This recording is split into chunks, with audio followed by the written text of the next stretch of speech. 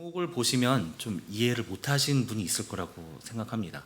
혹시 이게 무슨 말인지 아시는 분 있나요?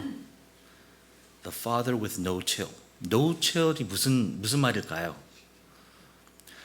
이걸 유행어를 설교 제목으로 이렇게 올리는 건 조금 이상하죠. 요즘 유행어도 아닙니다. 이게 뭐 몇 년 전에 쓰던 말인데 no chill이란 말이 어떻게 말하면 뭐 오버한다? 오버한다보다 조금 더 이제 강한, 살짝 제정신인가 할 정도로 뭔가 반응을 이룬다, 뭐 그런 말입니다. 좀 더 이제 표현을 한다면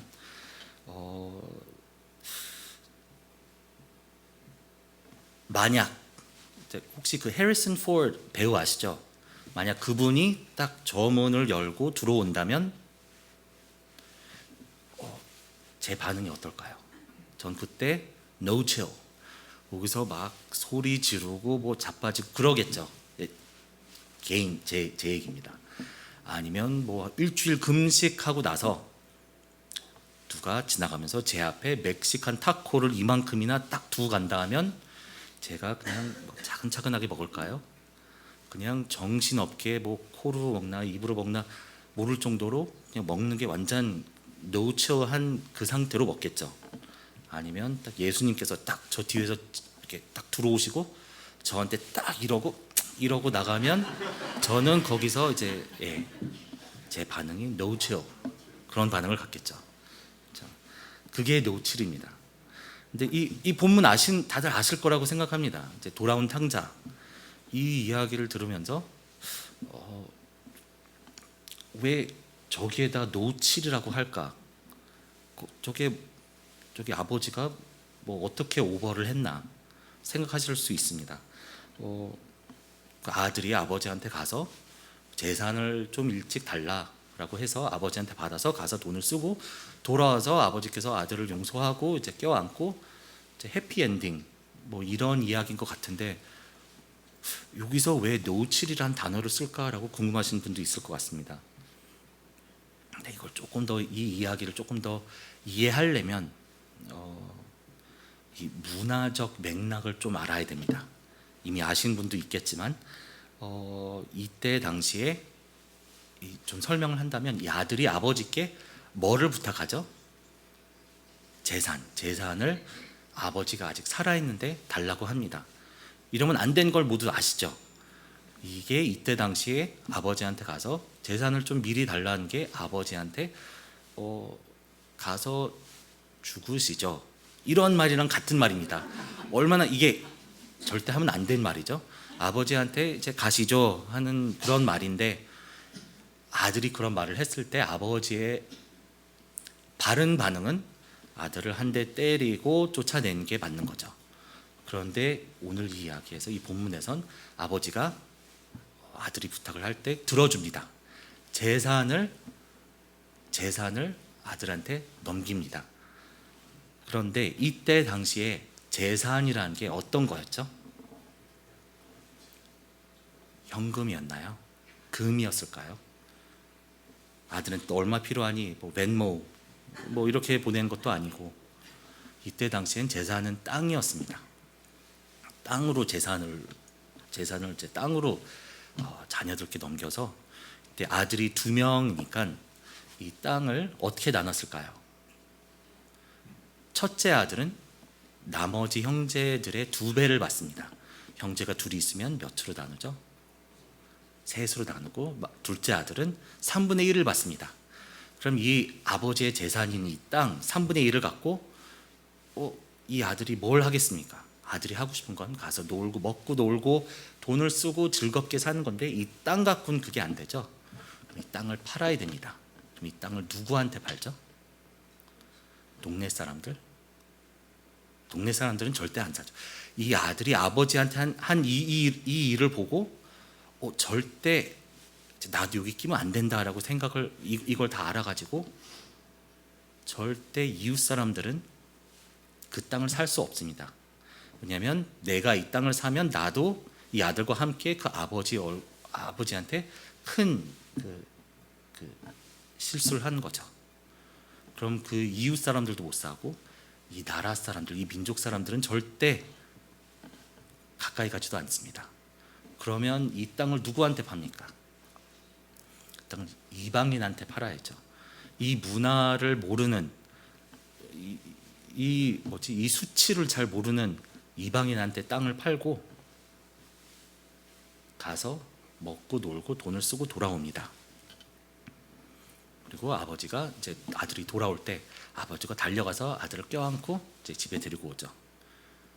그렇게 들으면 이게 또 왜 노칠일까라고 생각할 수는 있겠지만 이때 당시에 또 의식이 맞나요? 세레모니?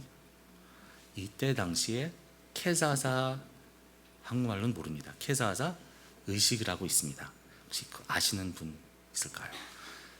만약 이런 상황에 아들이 아버지의 땅을 가서 이방인한테 넘기거나 잃거나 재산을 이방인한테 뭔가 넘기는 그런 상황이 있으면 이웃 사람들이 그 마을로 들어오기 전에 그 아들이 멀리서 온 걸 보고 못 들어오게 딱 막고 항아리를 들어가지고 그 아들 앞에서 항아리를 깨고 넌 더 이상 이 백성이 아니다 라고 외치면 그 아들은 더 이상 들어올 수가 없습니다. 더 이상 그 백성이 아니고 더 이상 그 아버지의 아들이 아니고 쫓겨나게 됩니다. 그래서 이게 그냥 first glance, 첫눈에 그냥 이렇게 슬쩍 읽어보는 것보다 좀 더 깊이 들어가면 아들이 한 일이 작은 실수가 아니라 이게 큰 문제가 되는 거죠. 근데 여기서 아들이 그걸 모르고 돌아옵니다.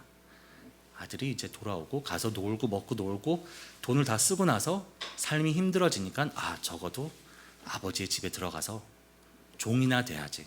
거기선 종들도 밥을 잘 먹던데 지금 너무 배고파서 어떻게 한 끼라도 더 먹어야지 생각하면서 먹을 생각만 합니다.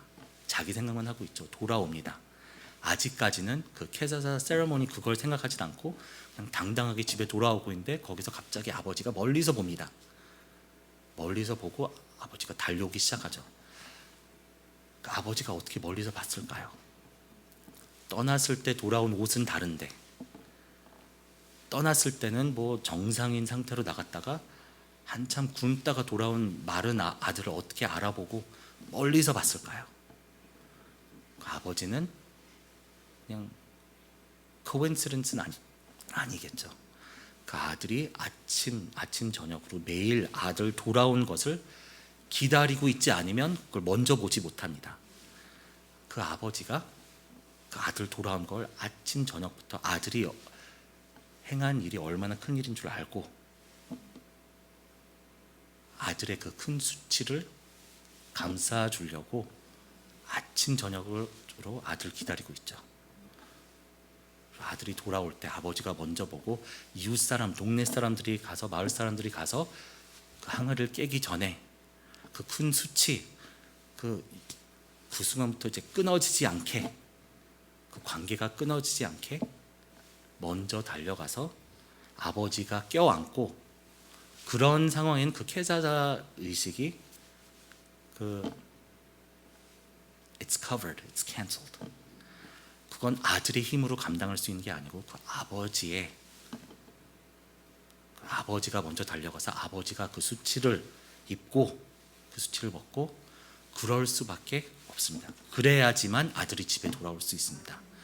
그 아버지는 그 수치를 감당할 수는 있습니다. 그 아들은 못하죠. 이 이야기를 들어보면 어떤 생각을 하십니까? 저는 그렇죠. 예수님.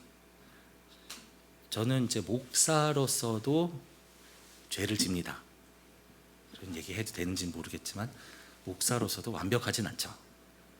매일매일 매일매일이라고 하긴 좀 그렇지만 그래도 매일매일 죄인으로서 매일 죄를 짓죠. 그러면 제가 어떻게 목사로서 이렇게 앞에 와서 당당하게 설교를 할까요? 이렇게 살아야 된다. 저도 가끔 부담스러울 때가 있어요. 전 교회 나올 때마다도 가끔 마음이 좀 무겁고 내가 이번 주 어떻게 살아왔는데 어떻게 나가서 성도들한테 대학 청년들한테 말씀을 나눌까. 매일 매일은 매일 하려고 노력은 하지만 기도 제목도 올립니다. 카톡방에. 내가 이런 자격이 있을까라고 생각할 때가 있죠. 그럴 때 이 본문을 생각을 하면 이게 내 능력으로 한 게 아니고 하나님께서 제 죄를 감싸 주셨는데, 예수님께서 제 죄를 감싸 주셨는데 I'm covered, I'm good. 그리고 당당하게 주님 앞에 나올 수가 있습니다. 감사하죠. 내가 뭔데 하나님께서, 이 아버지가 나를 위해 나를 이렇게 감싸주고 내 수치를, 내 죽음을, 내 영원한 그 separation, 이거를 대신 감당하시고 저를 감싸주는데 제가 어떻게 감사하지 않을 수가 있을까요? 전 교회 나올 때 언제나 감사한 마음으로 나옵니다. 제가 영어로 좀 편하게 표현하겠습니다. I'm sure all of you already understood most of what I said. This sermon's titled "The Father with No Chill." No chill is not something that's used these days. It's a phrase that was used years ago. What do you guys know what no chill means? And I used a couple examples in Korean. It means when you're acting in a state of kind of irrationality, you're not making sense. It's overreacting to an extreme. The examples I used were, let's say, do you guys know who Harrison Ford is? Harrison Ford, Han Solo. If he were to walk in, one of my favorite actors, I would have no chill. I would be like a fangirl, screaming and or if I were to be on like a 1 week fast and somebody dropped a couple tacos in front of me, I'd go crazy for those tacos. I would eat with no chill. And the last example was if Jesus walked in and he, pointed at me, gave a thumbs up, and he said, like, my man, I would have no chill. I would be like, me? I'd go crazy. I'll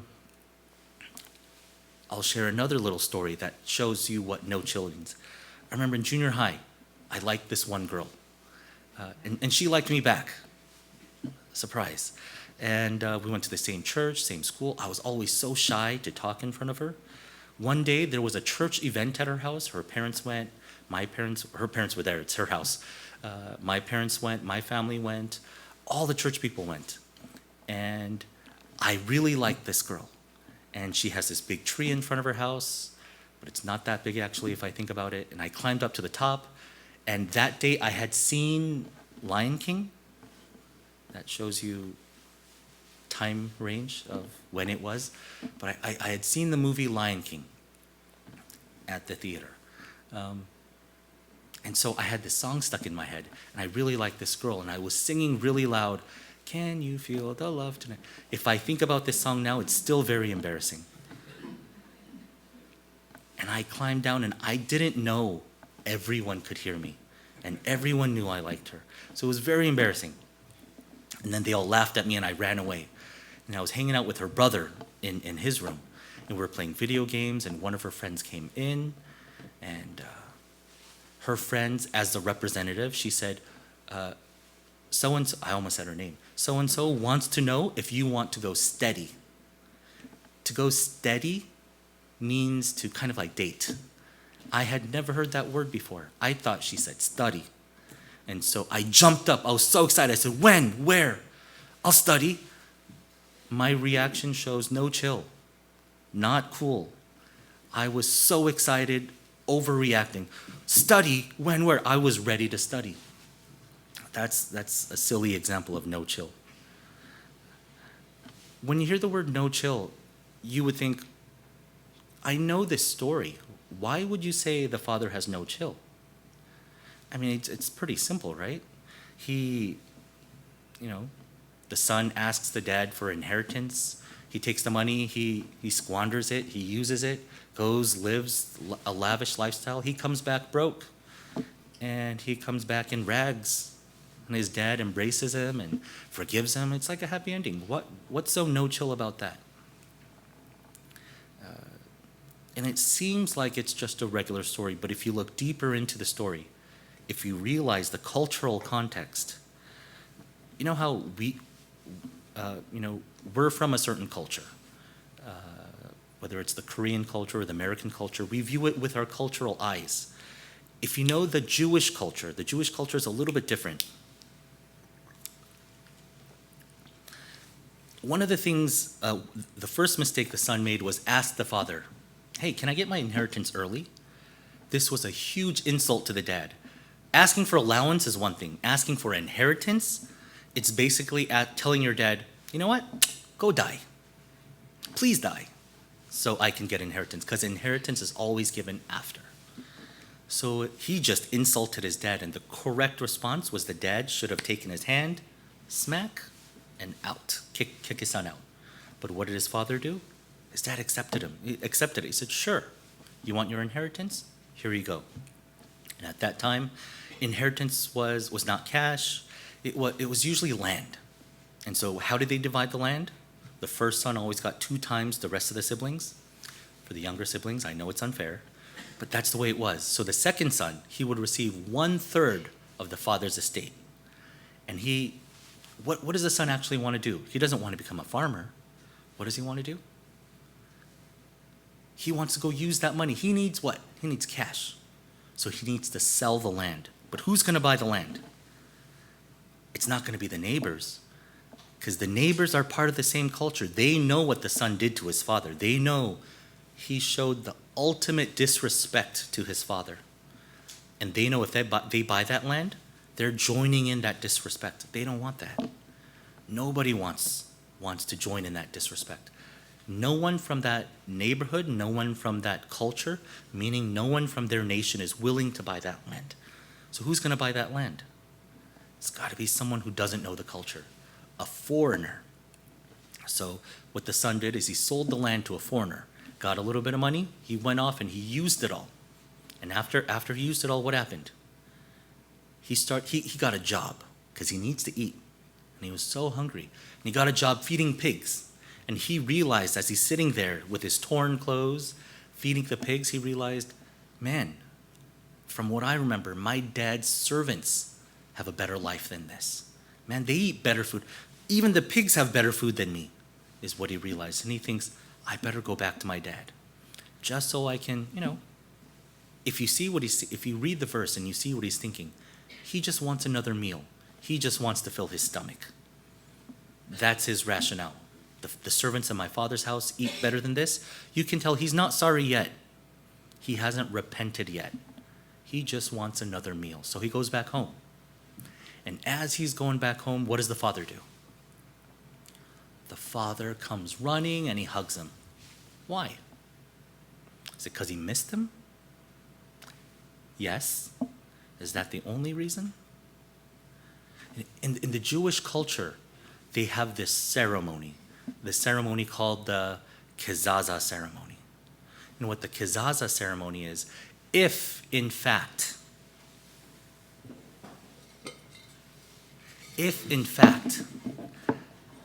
a son were to gain inheritance from his dad,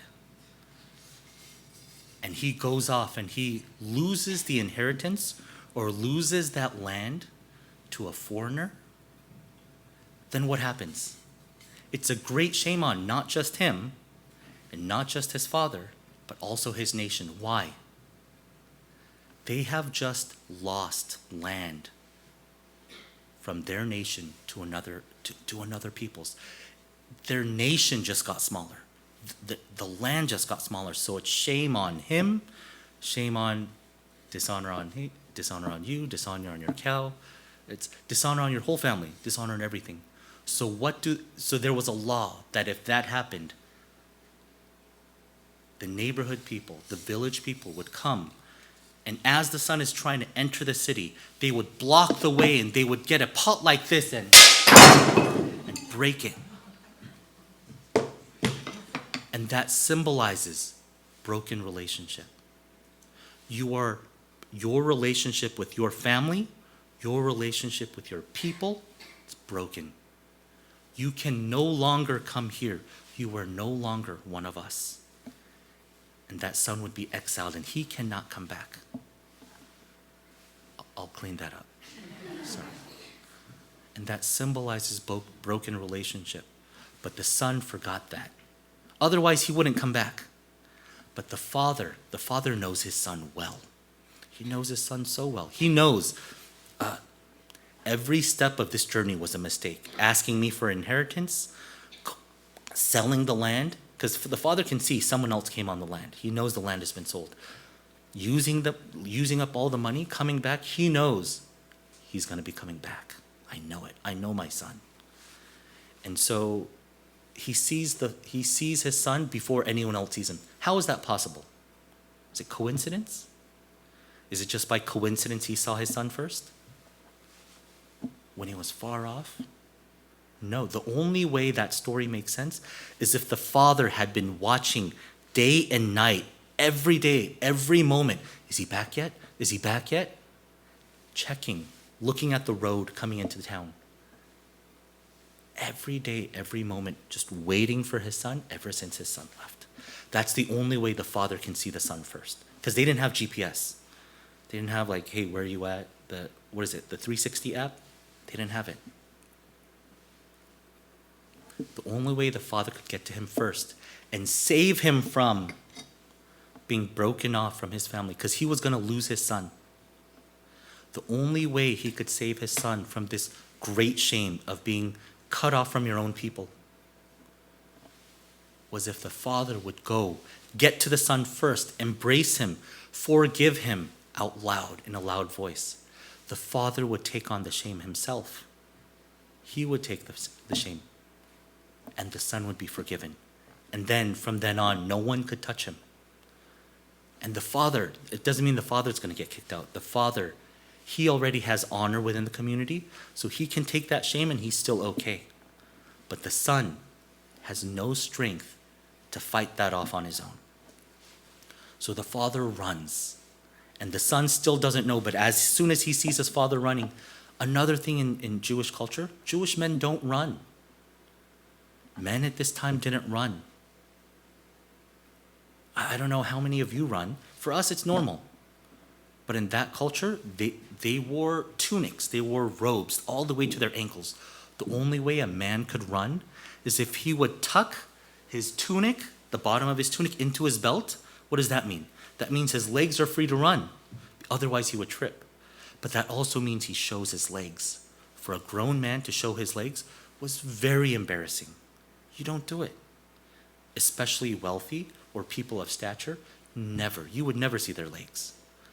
But his father, in order to get to his son before anyone else, he tucks his tunic into his belt, shaming himself to run and save his son.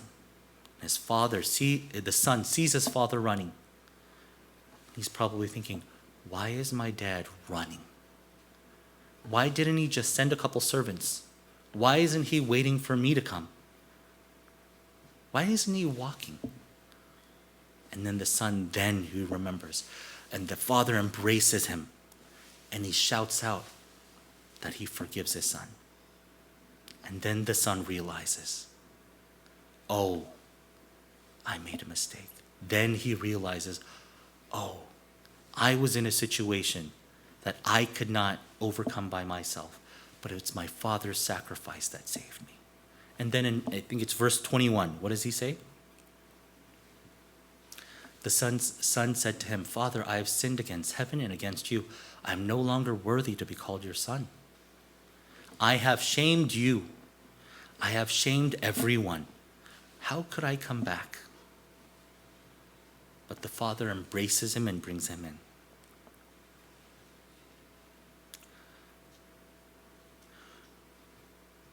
Let's read verse 22.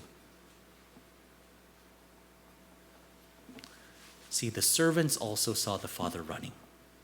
The servants also saw the father shaming himself, running towards his son. And the servants probably ran after, because the father says to the servants, quick, bring the best robe and put it on him, put a ring on his finger and sandals on his feet. Next verse. Bring the fattened calf and kill it. Let's have a feast and celebrate. Next verse. For this son of mine was dead and is alive again. He was lost and is found. They begin to celebrate. One other detail that I really enjoy in this story. What is this story called? The story is called The Prodigal Son. And you would think with a title like The Prodigal Son, you would think, oh, he must be the main character. But when I read this passage, the son's not the main character. The son's a supporting character. Who's the main character? In my view, it's the father. The father is the one waiting. The father is the one doing. We don't even know all the things the son is doing. But it's the story of a father, a loving father, who was able to reconcile his son back to him. Even when, later on in the passage, when the older brother comes and the servants ask the older brother asks the servants, hey, why did you get the fattened calf? Why are you celebrating? What's this party about? The servants don't say, oh, it's because your brother returned. No, they say because your father has his son again. If you read how the sentence is written, you can see who the main character is. It's not your brother returned, it's your father has his son back. The main subject is the main character of this story is the father.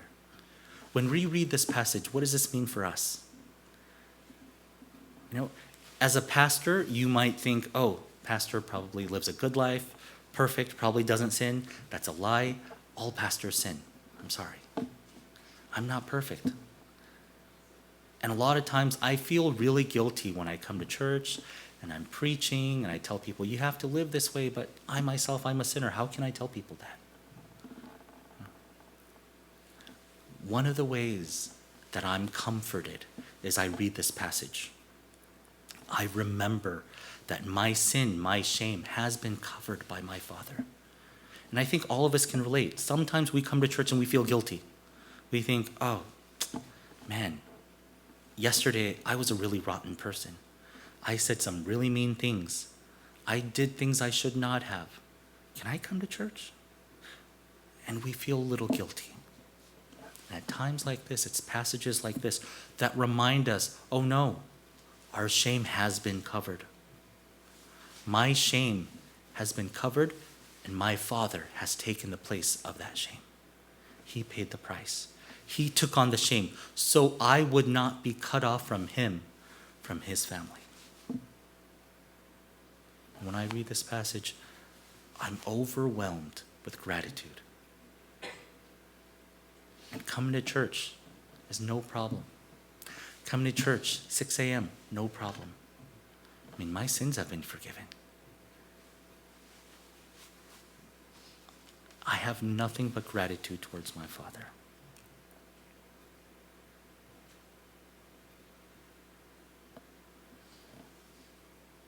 No matter how far we've gone, no matter what we've done, I'm always reminded of what our Father did for us. And I want to challenge you. Simple message. It's not complicated. Just added perspective. I don't think I told you anything you don't know. Perhaps it's just a reminder. I just want to remind us of what our Father has done for us. We might not feel like we're worthy of being in his family. We might not feel worthy of being here. But if we remember how far our Father has gone for us, what he's done for us, what he saved us from, how can we not be thankful? So at this time, let's pray.